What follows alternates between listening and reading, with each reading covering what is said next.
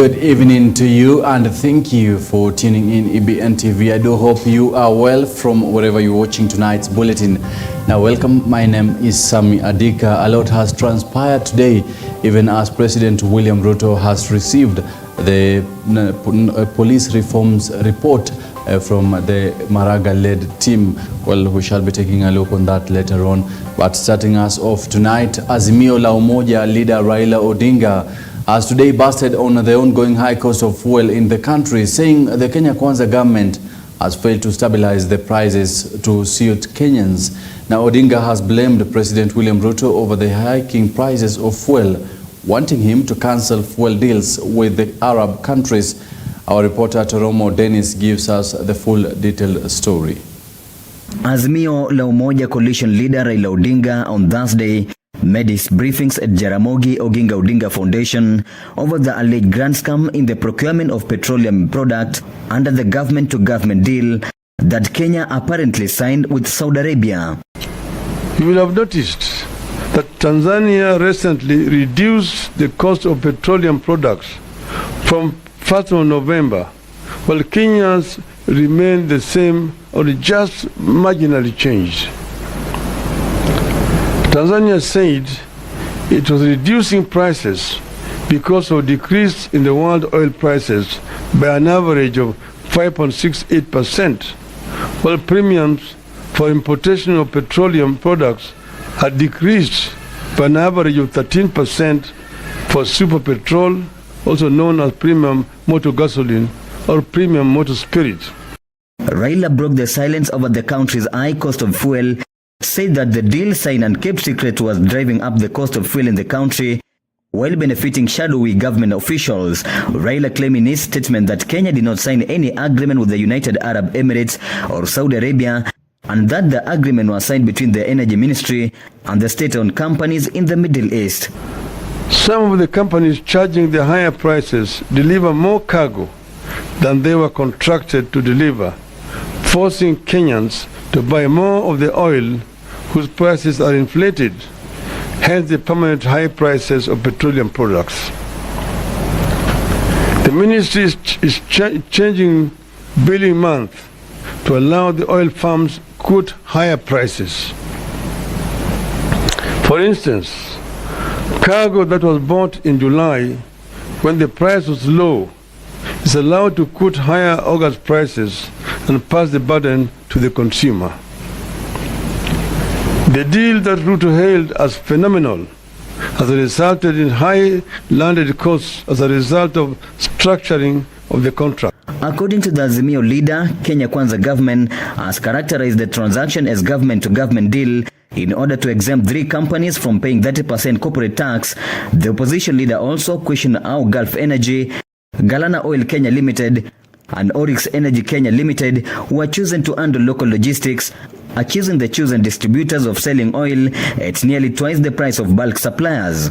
Corrupt dealings written into the Ruto deal. As ships accumulate extra charges on the high seas, the money sits in an escrow account in a local bank where it earns interest. It remains unclear who the beneficiaries of the accrued interest is.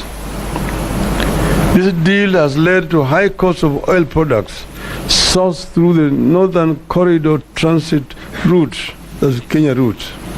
Raila's praise today came as a result of the new tax measures that came into effect on July 1st that made life more expensive and additional cost on fuel prices. This also is a result of the ongoing bipartisan talks, which is still awaiting for the final draft, as Azimio coalition led by co-chairman Kalonzo Musyoka saying they will not sign unless it addresses the high cost of living. Toromo Dennis, EBN TV, Prime Edition. Well, now that raises many questions. We are waiting to see how that will turn out to be.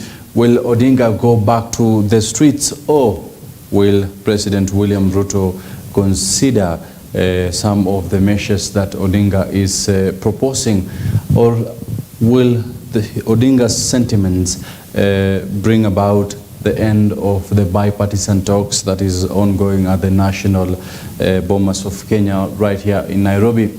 Now, Chief of Staff and Head of Public Services Felix Kosgei has ordered the suspension of 6 chief executive officers for allegedly involvement in corruption and procurement irregularities with their respective institutions. Now, Kosgei also directed the suspension of 67 police officers and an accountant at the Kenya Rural Roads Authority, KERA. This follows recommendations by the Ethics and Anti-Corruption Commission, EACC, for the suspension of the officers who are currently under investigations. Now, those ordered for suspension include Engineer Frederick Mwamati, the CEO of Tana Athi Water Works Development Agency, Stephen Ogenga, Director General of the National Industrial Training Authority, NITA, Stanvas Ongalo, Acting Director General of National Museums of Kenya, and Benjamin Kai Chilumo, the CEO of Huduma Center Secretariat. Well, that shall be coming right to you tomorrow morning with my colleague Consolata Chibalonza. But moving forth, the National Assembly has approved the deployment of 1,000 police officers to Haiti under a peacekeeping mission approved by the United Nations UN Security Council.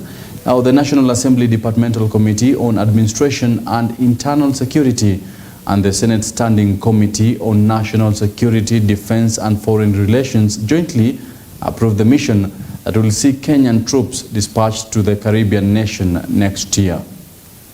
Honorable Leader of Majority, I hope to God you are not calling me a liar, but what I heard was that you were saying liar or lawyers. Just weeks after Interior CS Kithure Kindiki told the National Assembly Committee on Security that the deployment of the 1,000 police officers to Haiti will not jeopardize the country's security.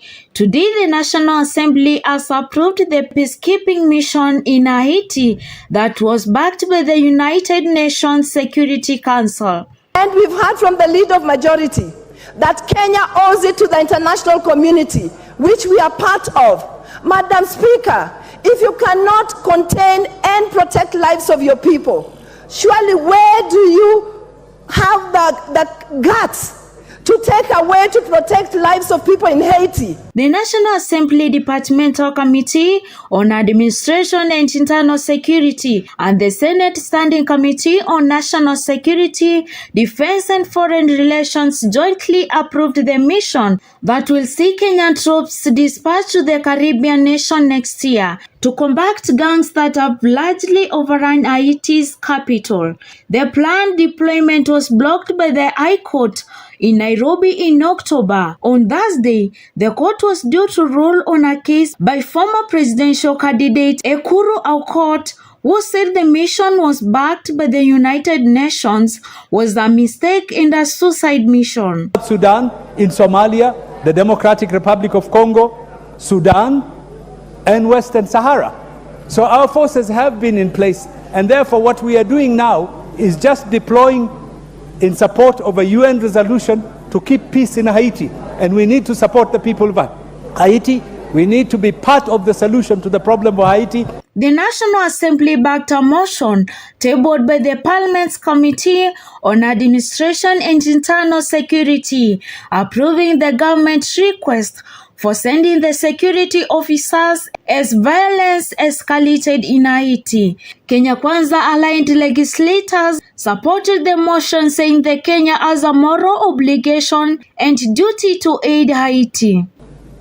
If you are sure that our Kenyan police officers are going to be safe in Haiti, first of all, start by taking there your child or brother, or go there yourself.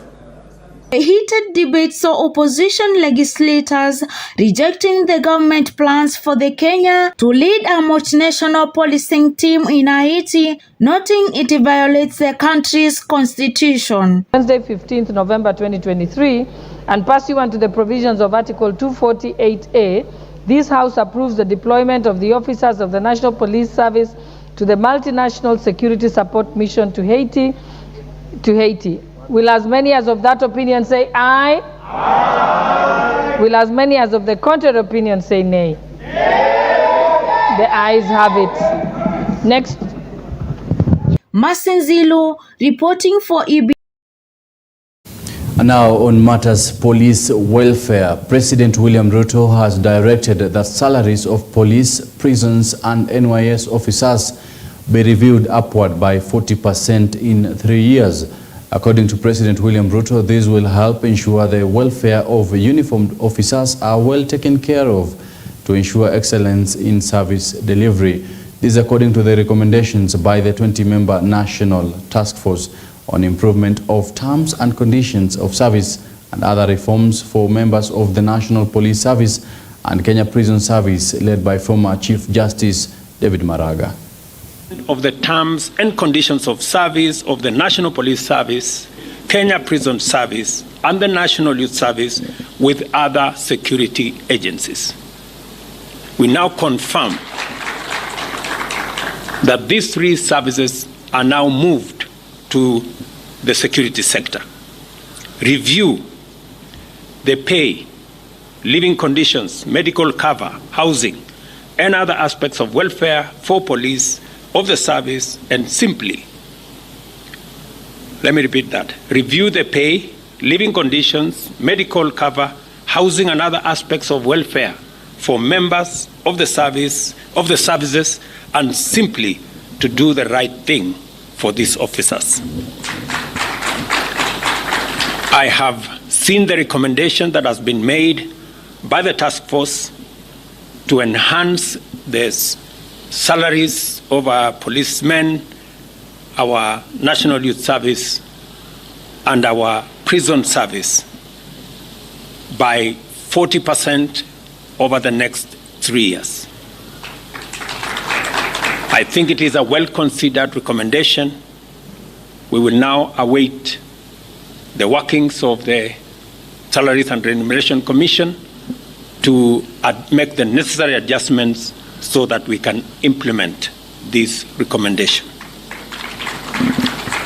We've also seen the recommendation of the career progression of our officers, so that there will be 2 categories of admission, one for constables and another for the cadet in all the 3 services. Again, this will give us the opportunity to grow appropriate leadership in all the 3 services. Now, as Kenyans in different parts of the country continue counting losses following heavy downpour, Mombasa County government now says they will be forced to use the court to facilitate demolitions of poorly constructed buildings that block drainage systems, causing floods that have caused destruction. Governor Abdul Samad Nasir says that despite his government's efforts to counter the effects of heavy rains, he might be forced to seek legal guidance to bring down the multi-million buildings that continue blocking the drainage systems. There are 2 places I'm insisting again. It is either we go through a court process of telling the multi-million investments upande ule wa Links Road, demolish everything down. That is one option. And option 2 is we now have to work with wale contractors wenye kujenga ile barabara ya Bombolulu. But even as they're doing that, as a stopgap measure, the county government has already dug huge soak pits, and even as we're doing that, mvua kila ikitulia, we're sending in a water evacuation. Now in West Pokot County, the Drugs for Neglected Diseases Initiative, in partnership with the Rotary International and West Pokot County government, have organized a free medical camp where the county residents received free consultation for common ailments. West Pokot County is among counties with many cases of Kala-Azar, with more than 700,000 cases reported yearly. The disease is categorized as the second most deadly parasitic killer after malaria. Kupima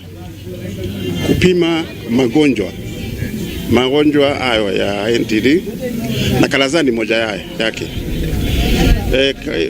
Kala NTD what you call find tuko Kenya hapa kama NGO, international NGO, ambayo tunashirikiana na wengine, mashirika mengine kama Ministry of Health, WHO of course na DNDi, kwa sababu hii ugonjwa sio rahisi, lazima tushirikiane sisi wote. Kila group iko na vile inafanya, kama research inafanya na DNDi na vitu vingine kama hizo, lakini sisi kazi yetu sana ni capacity building kwa counties, kufundisha madaktari, clinical officers, nurses na watu wa laboratory vile hii ugonjwa inatakikana ipimwe na itibiwe. West Pokot among the counties ambayo ugonjwa wa Kalaza inapatikana ni county ambayo. Well, moving to Kajiado County, still on matters health, the Kenya National Union of Nurses and Kenya Union of Clinical Officers in Kajiado have issued a 7-day strike notice citing violation of their rights by their employer. The medics now say their grievances have been ignored for months, leaving them with no option other than withdrawing their services. The health practitioners have blamed the county health department for unfair promotions, leaving out doctors who have worked for years with no promotion. They also want their employer to ensure their CBF benefits are remitted in time before the elapse of their 7-day ultimatum.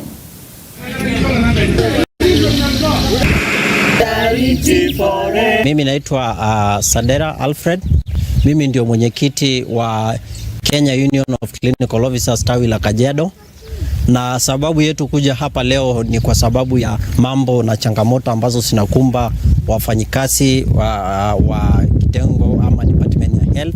Kama siku 10 zilizopita tumepeana strike notice ya kueleza kwamba kuna mambo ambazo zisipozingatiwa ifikapo wiki ijayo sisi hatutaweza kuwa kazini kwa sababu ya zile changamoto.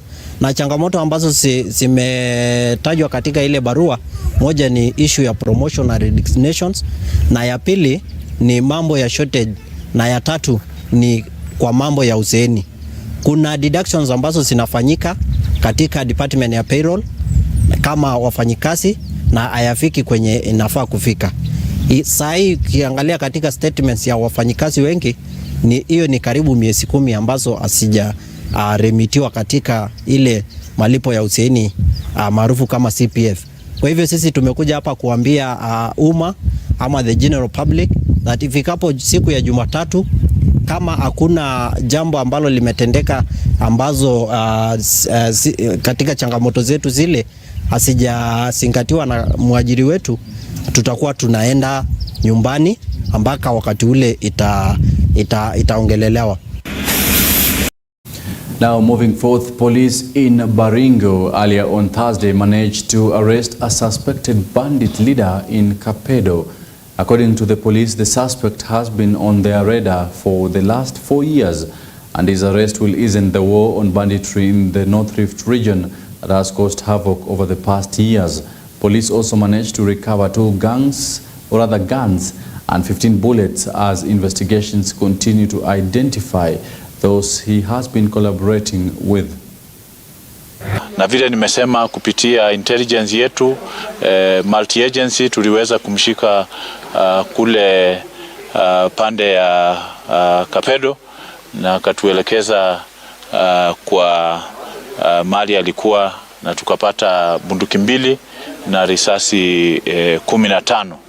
Tunaendelea kutafuta wale ambao wanahusika na yeye, na pia tunashuku kwamba bunduki zingine bado ziko kwa familia na wale marafiki zake, kwa sababu yeye ndio coordinator wa vijana katika area ya Silale paka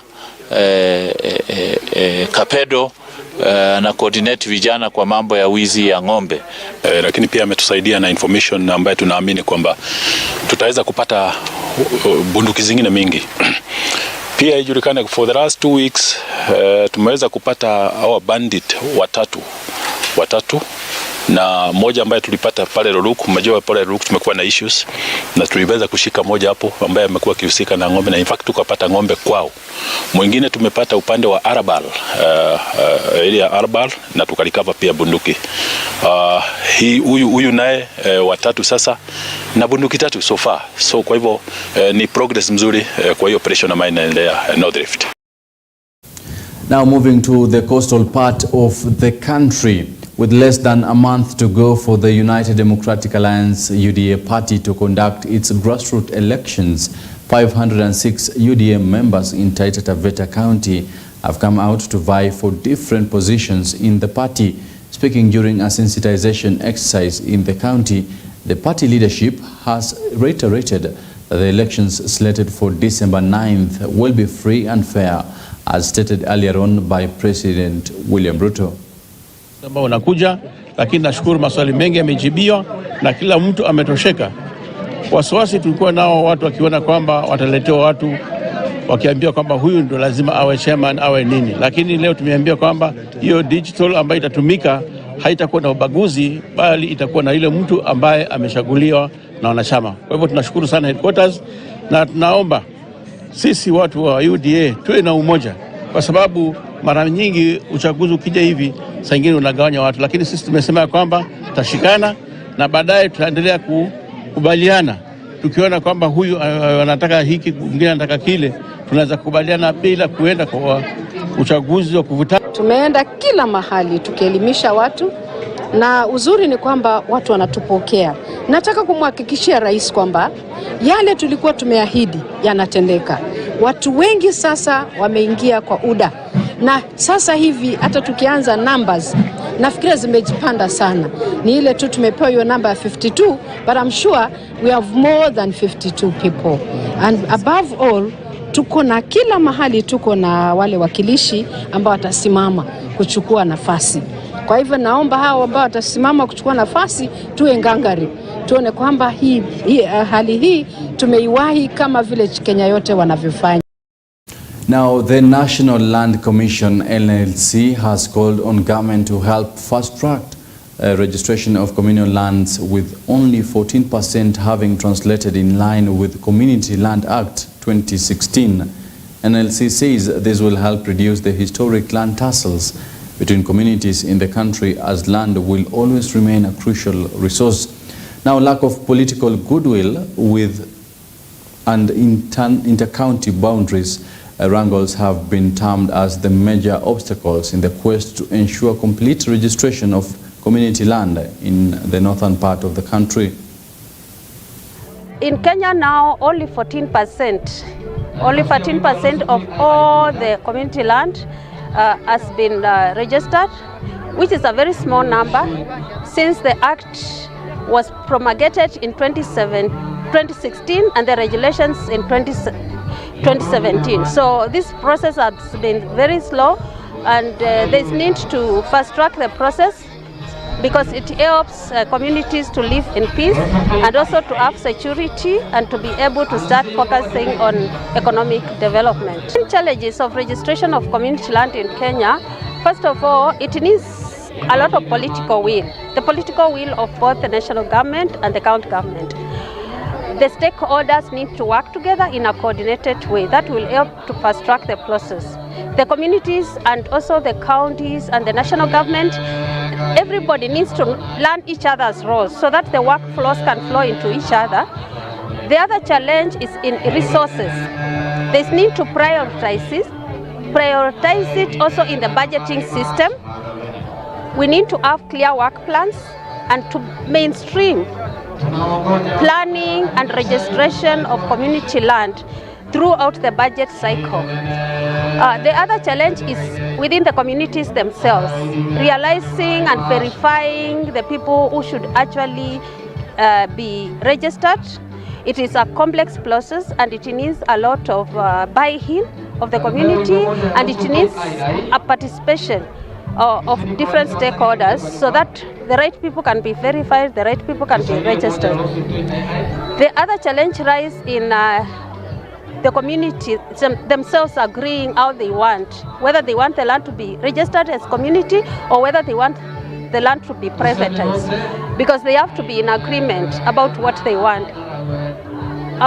What I think is another challenge is the recognition of women's rights and youth, because culturally in some of these communities it was not cultural for them to own land. Now moving to Tharaka Nithi County, the spouse to the Deputy President, Pastor Dorcas Rigathi, on Thursday morning led prisoners at the Chuka prison in Tharaka Nithi County in planting 1,000 trees in the ongoing 15 billion targeted trees by 2032 set by President William Ruto. This is in line with the Boy Child Outreach Program targeting correctional facilities in her office. Speaking during the exercise at the prison, Pastor Dorcas called on the prisoners to reform once they complete their various jail terms, noting that they have a bright future ahead of them in spite of the mistakes they may have made. 1,000 trees planted here are part of the 15 billion trees targeted, the target that has been set by the President of our Republic by 2032. This is true demonstration that Kenya Kwanza government seeks to involve everyone in her agenda, even those behind the walls, because they are valuable and you can be very productive. The brains that are here ni mingi. Lazima watoto wangu mutoke hapa. Mwende nyumbani, muangalie bibi zenu, muangalie watoto wenu. Wale wengine 61, you are divorcees. Naona mama anaenda anaangalia maneno huku. Sasa divorcees 61 na 64 they are single. Tuko na wasichana wangu 64 na wengine 61 wanatafutana na bwana, na huyu bwana amejificha hapa na mazibra. Surely 151 wenu mko na mabibi. Sasa hii potential bibi wale wanalia na familia uko nje. 151 families wako huko, hawana muangalizi, hawana baba, hawana mtu wa kuangalia, na nyinyi mumekaa hapa mnaangaliwa na hawa. Lazima tubadilishe mawazo, kwa sababu kama baba, wewe jiulize, ukae hapa ukiwa baba, siku ingine utakuja umesaidia. Now, private security workers in the country now have a reason to smile after the government announced their salary increment by almost 50%. The Kenya National Private Security Workers Union Secretary General Isaac Andabwa has welcomed the move, noting that many of them have been receiving poor pay, and it's time to ensure their well-being is cared for.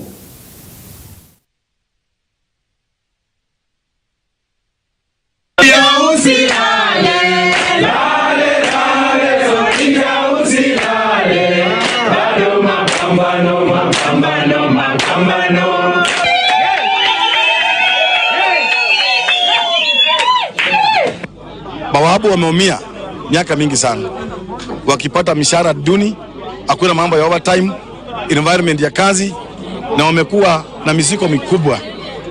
Mheshimiwa Rais ametolea hiyo mziko. Bawabu wamepewa roughly around 30,000 Kenya shillings, almost 50% on what they've been earning. Na hii ni indication mzuri ya kwamba Mheshimiwa Rais ana live to his promise ya bottom up. So kwa hii nyongeza yenye tumepokea leo hii, niko na furaha kubwa, kwa sababu pale awali tumekuwa tukipitia changamoto mingi. Pesa yetu haijakuwa kwa minimum wage.